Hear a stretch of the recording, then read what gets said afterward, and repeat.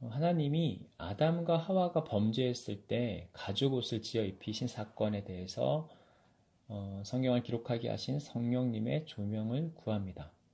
왜 그러셨는지 그 의미와 주님 마음을 나눠주세요.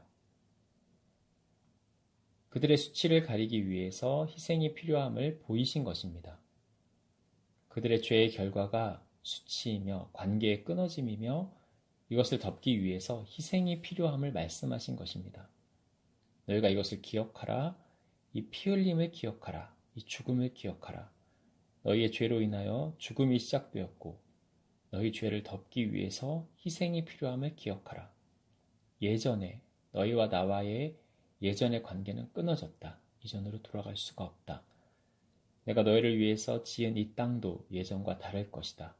피 흘리며 싸워야 할 것이고 서로 먹고 먹히는 치열한 싸움을 계속하게 될 것이다. 그들은 너희를 해하려 할 것이고 너희도 그들을 해할 것이다. 조화와 균형이 깨어졌고 전쟁과 살육과 수치와 죄책감, 고통이 뒤따를 것이다. 이것이 죄의 결과이다. 그러면 조명을 구합니다. 우리의 그 죄로 우리가 그러한 삶의 무거움 안에 거할 수밖에 없었지만 하나님 그대로 우리를 두시지 않으셨습니다.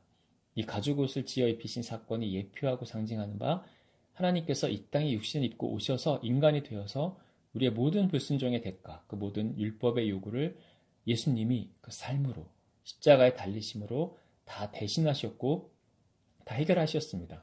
뿐만 아니라 부활하시고 성령님이 이제 우리에게 임하셨습니다. 이 하나님 나라의 복음이 그러면 이제 어느 정도의 회복을 의미하는 것이고 그러므로 우리는 하나님 나라 안에 우리가 거한다고 했을 때 어느 정도를 기대하고 그것을 주장하며 누리며 살아야 합니까? 얼만큼 회복하신 거예요? 완전히 하신 거예요? 그러나 모든 사람들이 한꺼번에 예수님 통해 하나님 만나는 건 아니니까 개인적으론, 법적으론 완전히 회복되었다고 하더라도 이 세상에 우리가 거하기 때문에 그 완전한 누림이 불가능하다는 건 알겠는데 세상 자체의 완전한 구속이 아직 실현된 건 아니니까 아직 완전한 누림이 가능한 건 아니겠죠.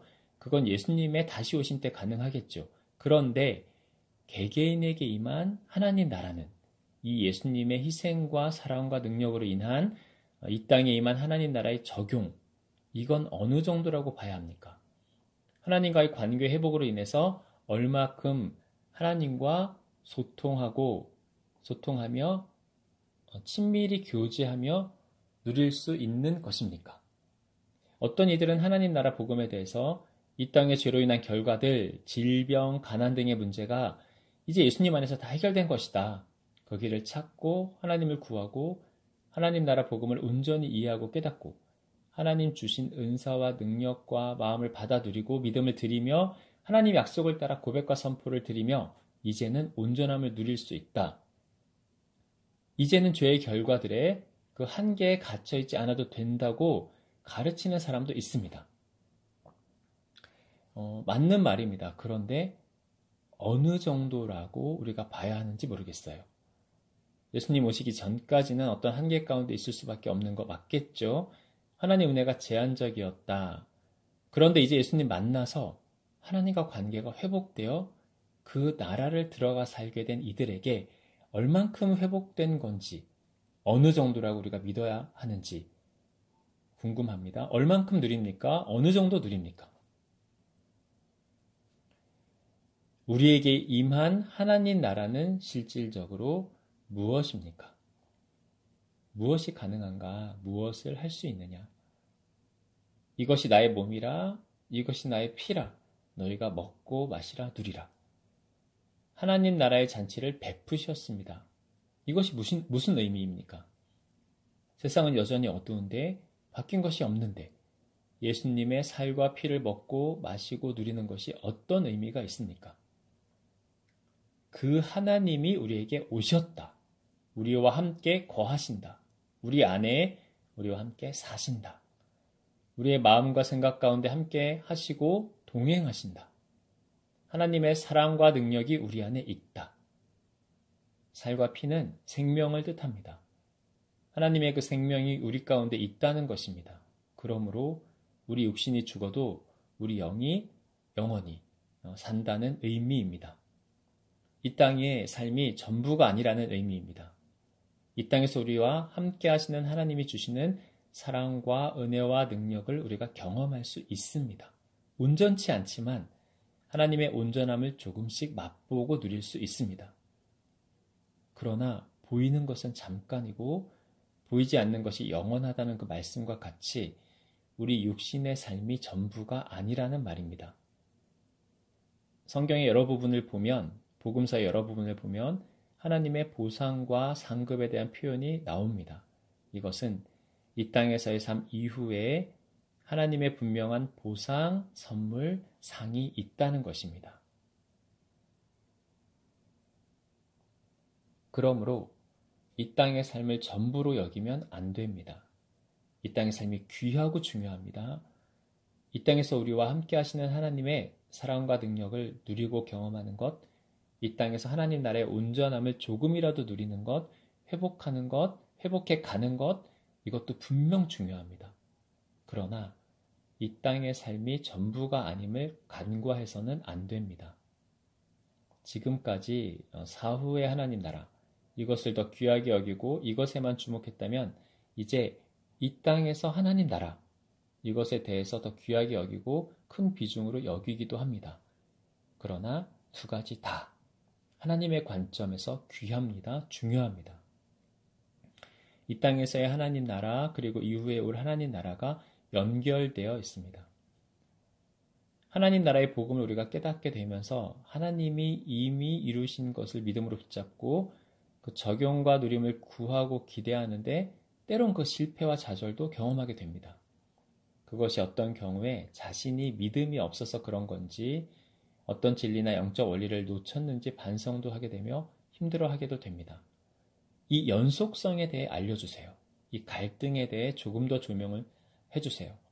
이미 임한 하나님 나라와 아직 완성되지 않은 하나님 나라의 이 갈등 가운데 우리는 있습니다. 너희가 육신의 죽음을 끝이라고 생각하느냐? 그것이 아니다. 나는 그것이 끝이 아니라고 하였고 끝이 아님을 안다. 그리고 그것을 본다. 우리 삶이 영원하다고 했을 때, 우리의 생명이 영원하다고 했을 때 이 땅에서의 육신의 삶은 한계가 있고 끝이 있으나 그 이후에 생명이 영원함으로 이미 임한 나의 나라에서 너희가 보게 되고 경험하고 누리는 것, 이것이 온전치 않게 느껴질 수도 있다. 왜냐하면 이것을 너희와 내가 완성해 가는 것이기 때문이다. 하나님이 이미 완성하셨잖아요. 하나님 나라가 이미 임했다고 하셨잖아요. 이미 완성된 거니까 우리가 이것을 경험하고 누리면 되는 거 아니에요? 함께 완성해 간다는 의미는 무엇입니까? 내가 너희에게 준 것이 맞다. 그것이 불완전하다는 것이 아니다. 그러나 너희가 이 땅 가운데 살 때 거칠 것이 있다. 거스르는 것이 있다. 이 땅에 너희의 삶 가운데 너희를 거스르는 세력이 있다. 너희도 알지 않느냐? 공중의 권세 잡은 자 그가 있으므로 너희가 내 안에 거하지만 온전히 누릴 수 없고 받을 수 없는 부분이 있다.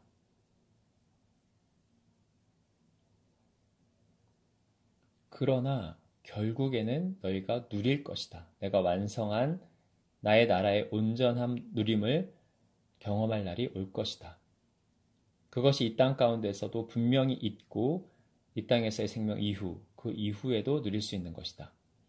너희가 제한된 공간에 살고 있는 거야. 너희는 제한된 공간, 시간, 세상에서 살고 있는 거야. 그러나 내 나라는 무한하다. 너희가 제한된 시간과 제한된 공간에서 살고 있으므로 너희 누림도 제한될 수밖에 없는 것이고 나의 능력이 온전히 미치지 못하는 영역이 있는 것이다. 나의 능력이 부족해서도 아니고 내가 완성한 나의 나라가 불완전해서도 아니다. 불가항력적인, 제한되는, 너희가 다 알 수 없는 그런 부분이 있기 때문에 너희가 제한적으로 누리는 것이다. 그러나 기억하라. 나의 능력과 나의 나라는 제한적이지 않다. 온전한 자유와 기쁨, 능력, 화평과 희락을 누리게 될 것이다. 너희가 약속을 기억하라.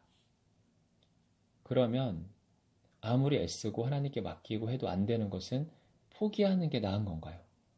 무모한 도전은 안 하는 게 나은 건가요? 그래서 내가 너희와 함께 있다. 그래서 너희가 나를 알고 나와 교제할 때 내가 너희에게 주는 생각과 마음을 따라서 이것을 나누고 함께하는 것이다. 그래서 동행하는 것이다. 너희 홀로 가는 것이 아니지 않느냐. 나와 동행하는 가운데 해야 할 바를 알게 될 것이고 그 속도와 강도를 조절할 수 있다. 예수님도 아들 하나님이시지만 임의로 자의로 아무것도 하지 않으시고 오직 하나님 아버지께 나아가 묻고 교제하고 기다리고 듣고 인도하심 받아 말하고 선포하시고 행하셨던 것을 기억합니다. 우리가 하나님 나라 복음의 의미를 정확히 이해하고 하나님께서 아들 예수님을 통해 그리고 성령님으로 이미 이루신 사역을 자녀된 우리가 믿음으로 취하고 누리는 것은 원리적으로 얼마든지 가능하고 너무나 놀라운 강력과 치유와 회복이지만 그 깨달음과 진리와 영적 원리를 주장함으로가 아니라 이 모든 것을 사랑과 능력으로 이루신 삼위일체 하나님과 교제하고 대화하며 마음 나누는 친밀한 사귐 가운데 동행하며 동역하는 것임을 잠시도 잊지 않게 해주세요. 무조건적인 믿음의 고백과 선포가 아니라 하나님과의 사귐 가운데 음성 듣고 인도하심 따라 우리 안에 거하시는 예수님의 나타나심으로 행하는 것이 아버지의 마음에 합한 것임을 고백합니다.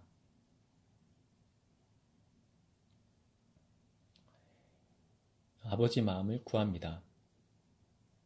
진정한 하나님 나라의 완성은 하나님 홀로 다 이루신 걸 우리가 다 받아 먹는 게 아닙니다.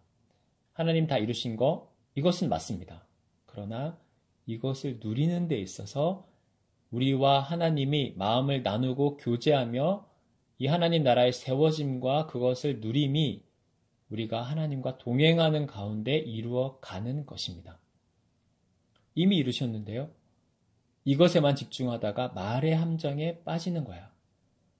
이미 이루셨으니까 우리가 그냥 받아 먹으면 되고 그냥 찾아서 누리면 되고 틀린 말은 아니지만 이것을 받아 먹고 찾아 먹고 누리는 데 있어서 우리가 하나님과 친밀히 교제하고 동행하지 않으면 절대로 하나님이 이 나라를 완성하신 것을 우리가 경험할 수 없다. 그러므로 이 하나님 나라의 완성은 우리가 하나님과 함께함으로 완성해 가는 것이다. 우리가 하나님을 찾고 알아가고 마음을 나누고 교제하는 가운데 하나님 나라를 누릴 수 있는 것이다. 하나님은 그래서 이것을 너희와 함께 이루어 간다, 이루어 가자 이렇게 표현하고 싶어 하신다. 너희가 함께 가지 않으면 내 나라의 완성에 의미가 없다.